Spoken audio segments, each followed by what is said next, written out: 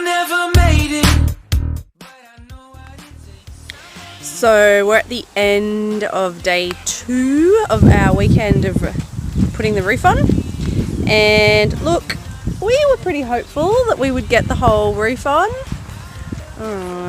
We thought that we would, we had heaps of people over, had Jenny and Marty and GP and Gloria and Lloyd, family and friends all round, and Ed as well helping to get the roof on today.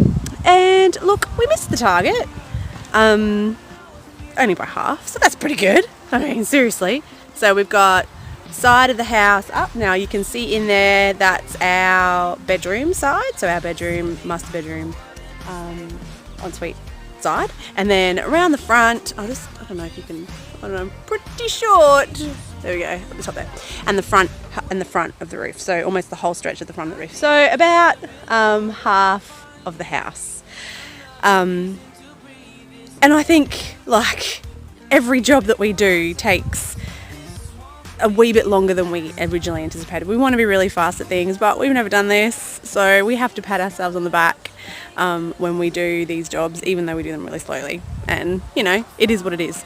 So we're pretty excited.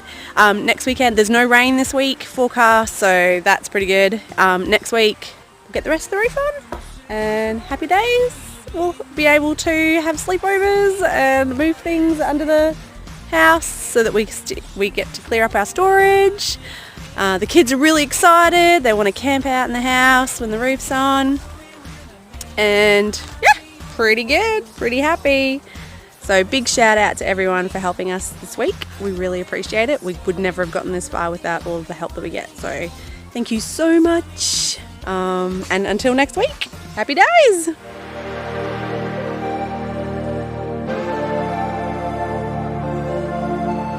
Oh, never in my life did I want to see you more than this.